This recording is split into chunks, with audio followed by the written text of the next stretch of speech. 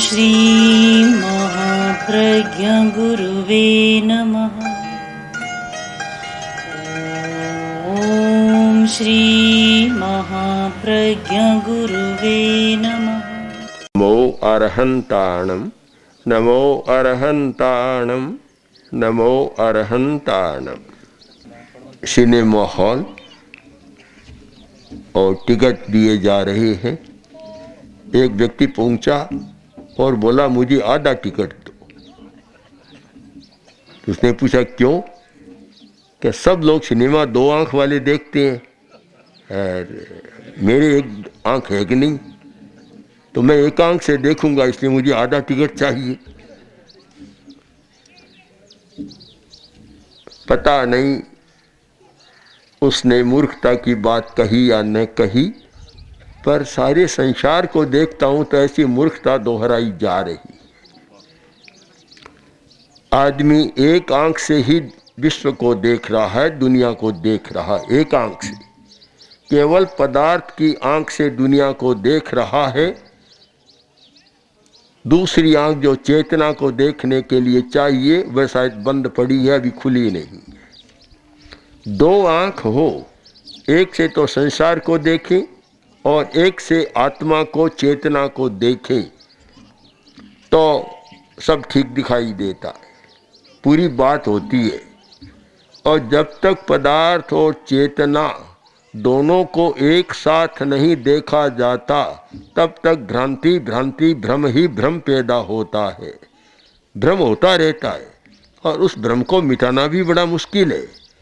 आदमी में भ्रम होता है क्योंकि आंख जब साफ नहीं है, दूसरी आंख नहीं है, तो भ्रम हो जाता है।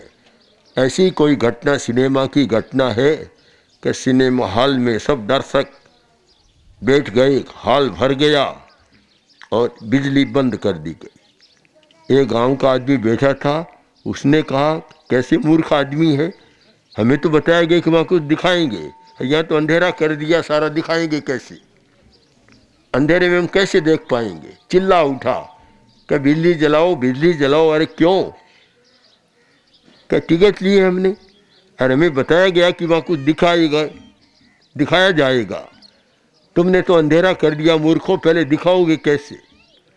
यह भ्रांति क्यों पैदा हुई कि दूसरी आंख ठीक काम नहीं कर रही थी, विवेक काम नहीं कर रहा था। तो हमें दोनों आंखों से देखना है। एक आंख से पदार्थ को देखें, जड़ वस्तु को देखें, मकान को देखें, कपड़े को देखें, शरीर को देखें, तो दूसरी आंख से अपने आप को देखें, चेतना को देखें। हमारी समस्या क्या है? हम अपने आप को नहीं देखते, जानते नहीं कौन है। सबके साथ एक विशेषण जुड़ गया, ये शहर का आदमी, ये गांव का आदमी, ये वनवासी, ये आदिवासी, और ये अमुक जाति का। ये जातियां जुड़ गई, संप्रदाय जुड़ गए, उपाधियां जुड़ गई।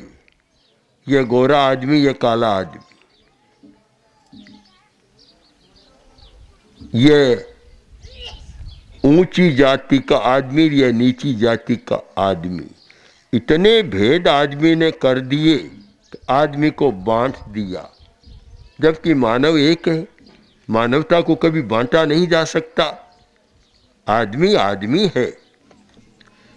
जब महाराणा प्रताप बादशाही सेना से लड़ रहे थे, उस समय सहायता कौन कर रहे थे?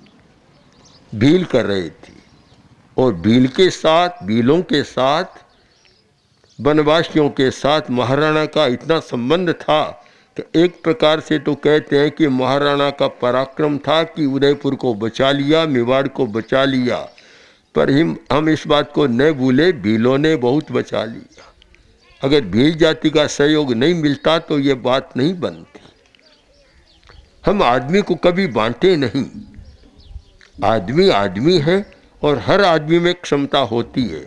हमारा काम तो एक ही होना चाहिए कि आदमी की चेतना को जागृत करें, उसके अज्ञान को मिटाएं, भ्रांतियों को मिटाएं, और ऐसी आंख दें जो ठीक देख सके, जो जैसा है उसको वैसा देख सके। सम्यक दृष्टि की आंख जगा दे। सम्यक दृष्टि इतना बढ़िया शब्द है, सम्यक दर्शन, सम्यक दृष्टि। शायद अध्यात्म में इससे बड़ा कोई शब्द नहीं है। और इसलिए नहीं है कि जिसके होने पर सब कुछ होता है और जिसके न होने पर कुछ भी नहीं होता। अगर दृष्टि सम्यक है तो आचार सम्यक हो सकता है, ज्ञान सम्यक हो सकता है। दृष्टि सम्यक नहीं है तो न तो ज्ञान सम्यक बनता और न आचार सम्यक बनता। सब लोग जानते हैं सम्यक दर्शन, सम्यक ज्ञान, सम्यक चारित्र। आचार का स्थान तीसरा है, पहला नहीं है। ज्ञान का स्थान दूसरा है, पहला स्थान किसका है? सम्यक दर्शन का। दृष्टिकोण सही हो जाए तो ज्ञान ठीक है, दृष्टिकोण सही नहीं है तो ज्ञान भी सही नहीं होता, क्योंकि दृष्टि ठीक नहीं है और उसमें ग्रहणशीलता भी नहीं है, यथार्थता नहीं है, तो ज्ञान सही कैसे होगा? पूरी बात को समझ भी नहीं पाते। एक ऐसा ही मुफ्तखोर आदमी था, किसी ढाबे पर गया और पूछा क्या लोगे? तो ढाबे के मालिक ने कहा कि हर रोटी का 1 पैसा।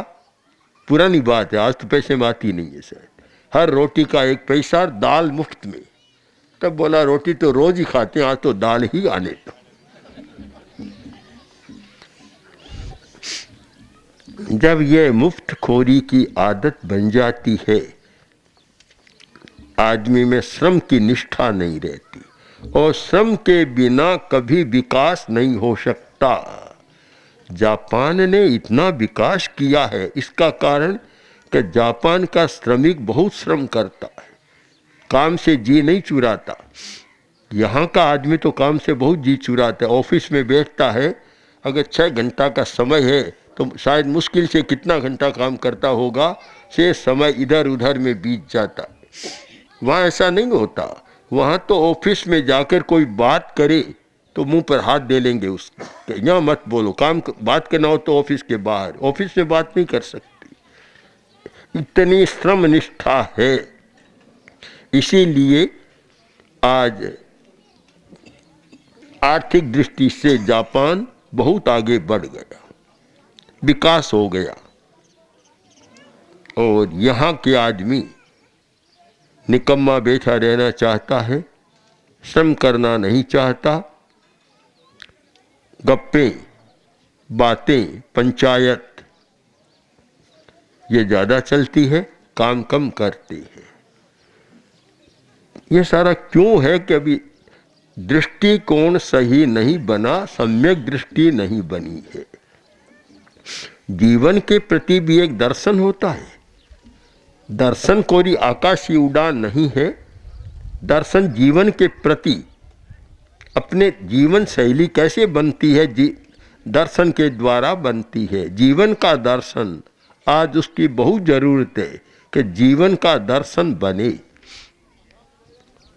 मैं मानता हूँ कि जीवन का दर्शन बनाने के लिए 2-3 बातें जरूरी है, ज्ञान, आचार और व्यवहार। पहली बात, हमारा ज्ञान सही होना चाहिए। हमें ज़्यादा जानने की जरूरत नहीं है, पर जितना जीवन के लिए जरूरी है उतना जाने और सही अर्थ में जाने, सच्चाई को जाने, तो हमारा ज्ञान होना चाहिए। उसके बाद आचार होना चाहिए।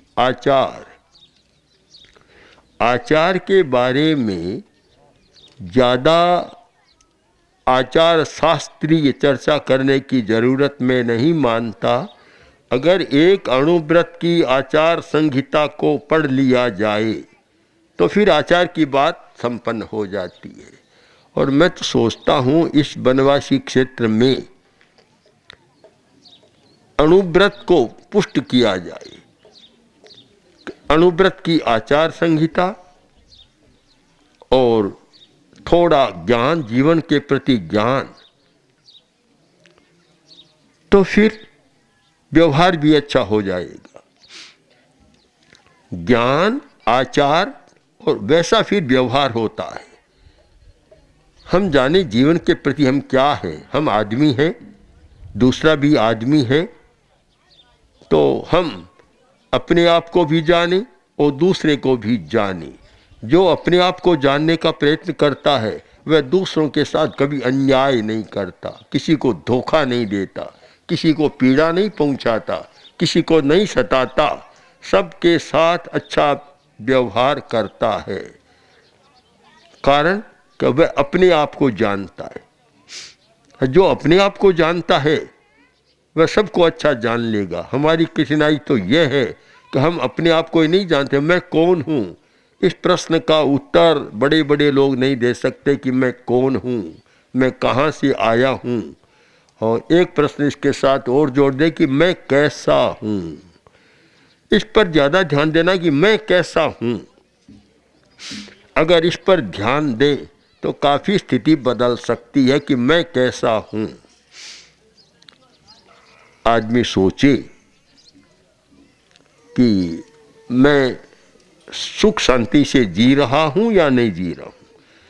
अगर मैं अच्छा हूँ, मेरे कषाय शांत है, मेरे भाव संवेग शांत हैं, तो मैं सुख शांति से जी रहा हूँ और मैं अच्छा आदमी हूँ। और बात बात में गुस्सा, कुछ भी कहा इतने गुस्से में आ गया। एक बार दूसरी बार पूछा, थोड़ा गुस्से में आ गया। और तीसरी बार पूछा तब तो लठ लेकर सामने बन गया कि मूर्ख कहीं का, बार बार मेरा नाम पूछ रहा है। पहले बोलो पादरो, दूजे गुर को कीद, तीजे घोटो सामियो। पहली बार तो शांति से बोला, सीधा बोला, नाम बता दिया। दूसरी बार पूछा तो गुर का, आंखें निकाल कर बाहर तेरा कर आया, क्या करता है। और तीसरी बार पूछा तब तो हाथ में घोटा उठा लिया कि अब बताता हूँ, नाम खड़ा रहे, तेरे माथे पर मारूंगा। तो आदमी को गुस्सा बहुत आता है बात बात में। और जब बात बात में गुस्सा आता है तो शांति नहीं रह सकती। तो स्वयं आदमी सोच ले कि मैं अभी अच्छा आदमी नहीं बना हूँ। मैं अच्छा आदमी तो तब बन सकता हूँ कि इस दुनिया में रहूँ, संघर्षों की दुनिया, लड़ाई झगड़े की दुनिया, द्वंद्वों की दुनिया, इस दुनिया में रहूं और उत्तेजना न करूं, शांति से जीऊं। इतना अपने आप को जान ले, वह आदमी शांति से जी सकता है, शांति से रह सकता है। तो जब अपने आप को जानेगा तो ज्ञान भी सही हो जाएगा, आचार भी उसका सही होगा।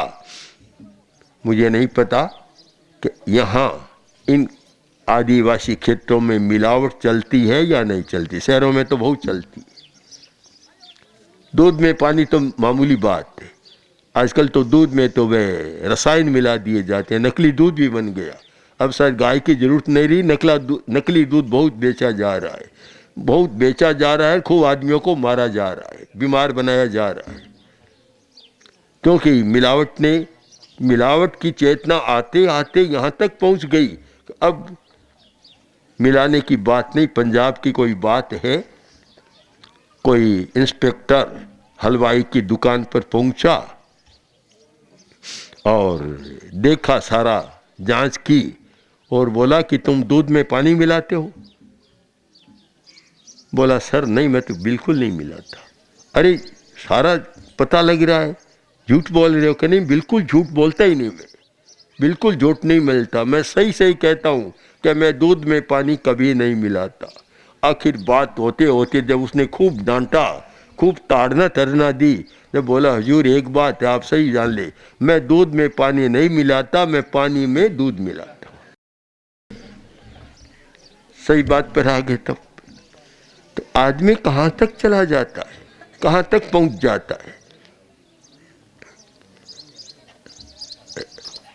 एक कारण तो यह है कि शायद वनवासी लोग उतने चालाक नहीं है जितने शहर के लोग चालाक हो सकते हैं, क्योंकि उन्हें बुद्धि बढ़ गई, तर्क की शक्ति बढ़ गई और अधिक चालाकी से काम कर सकते हैं। गांव के लोग इतना जानते नहीं है, क्यों उतनी पढ़ाई भी नहीं है और उतना है भी नहीं। और आज की पढ़ाई, कोरी पढ़ाई, वह बुद्धि भी बढ़ाती है, साथ में चालाकी भी बढ़ाती है। इसीलिए तो हम जीवन विज्ञान का प्रयोग कर रहे हैं कि बुद्धि बढ़े, ज्ञान बढ़े जरूरी है, पर उसके साथ चालाकी न बढ़े, अच्छा चरित्र आए, उसका साधन है जीवन विज्ञान। इन क्षेत्रों के लिए जीवन विज्ञान प्रेक्षा ध्यान बहुत उपयोगी है, जिससे एक अच्छा चरित्र बन जाए और अच्छे आदमी बने। तो अणुव्रत, आचार के लिए अणुव्रत जैसा कोई दूसरा तत्व हमारे सामने अभी तो नहीं। भगवान महावीर ने जो 12 व्रत की आचार संहिता दी, अणुव्रत उसका एक आधुनिक रूप है और बहुत उपयोगी है। तीसरा है व्यवहार। जब ज्ञान सही हो गया, अपने आप को आदमी जानने लग गया और उसका आचार भी सही हो गया, नैतिकता आ गई। सबसे बड़ा धर्म है नैतिकता, और धर्म तो सब बाद की बात है, मूल बात है नैतिकता। जिसमें नैतिकता है वह पक्का धर्म हो गया उसका। यह उधार का धर्म नहीं रहा, यह मूल धर्म बन गया, मूल पूंजी बन गई। और यह है तब व्यवहार, उसका व्यवहार भी बदल जाएगा। वह आदमी के साथ आदमी जैसा व्यवहार करेगा, कभी कड़वी जुबान नहीं बोलेगा, बोली में भी शिष्टता सभ्यता रहेगी, किसी के साथ धोखाधड़ी का व्यवहार नहीं करेगा, कुछ भी नहीं करेगा, एक अच्छा व्यवहार उसका हो जाएगा। तो 3 बातें हर क्षेत्र में जरूरी है, और इस आदिवासी क्षेत्र में कोई काम करे, इन 3 बातों पर ध्यान दिलाए कि अपने आप को जानो पहचानो, अपना ज्ञान, और ज्ञान तो सब स्कूल में मिलेगा, अपना ज्ञान वहाँ नहीं मिलता। अपना ज्ञान, फिर अपना आचार, यानी धर्म हमारा क्या होगा कि नैतिकता। मैं तो मानता हूँ अणुव्रत जैसा धर्म आज कोई दूसरा है नहीं, और तो सब संप्रदाय है। अणुव्रत कोई संप्रदाय नहीं है, कोरा शुद्ध धर्म है, नैतिकता है, और कोई नहीं इसके पीछे, कुछ भी जुड़ा हुआ नहीं है। तो अपना ज्ञान, अपना आचार, और फिर सम्यक व्यवहार, सबके साथ अच्छा व्यवहार, किसी के साथ क्रूरता का व्यवहार नहीं होगा, कोई किसी का शोषण नहीं करेगा, कोई किसी को सताएगा नहीं, आदमी के साथ आदमी जैसा व्यवहार। ये 3 बातें आई तो अच्छा जीवन बन सकता है। और किसी को ऊपर उठाना हो, किसी का विकास करना हो, तो कोरा धन का विकास, आर्थिक विकास नहीं, जीवन का विकास हो तो धन का भी उपयोग होता है। जीवन का विकास नहीं हो, धन बढ़ गया तो या तो शराब पिएगा, या और कुछ करेगा, या ऐसे क्लबों में जाएगा कि सारे व्यसन सीख लेगा, उससे भला नहीं होगा। इसलिए पहले जीवन का निर्माण और उसके साथ साथ आर्थिक विकास, तो दोनों बातें ठीक होती है। कोरा आर्थिक विकास बड़ी समस्या पैदा करता है, इसलिए सब लोग इस पर चिंतन करें कि हमें जीवन का निर्माण करना है। हम लोग आए हैं, हमारे पास पैसा तो है नहीं, किसी को कुछ दे सके, एक कौड़ी भी नहीं, एक पैसा भी नहीं है, हम तो स्वयं रोटी मांग कर लेते, कुछ नहीं। पर हम जीवन निर्माण की बात बता सकते हैं, जीवन का निर्माण कर सकते हैं कि व्यक्ति का जीवन कैसा होना चाहिए। तो आप लोग भी सब चिंतन करें कि सबसे मुख्य बात है जीवन का निर्माण, कि जीवन का निर्माण करना है, और संसारी प्राणी है इसलिए आर्थिक विकास भी करना है। दोनों का संतुलन रहे तो शायद सब कुछ अच्छा होता है। दोनों का संतुलन न रहे, समस्या पैदा होती है। इसलिए आप संतुलन की बात पर गंभीरता से चिंतन करें। ओम।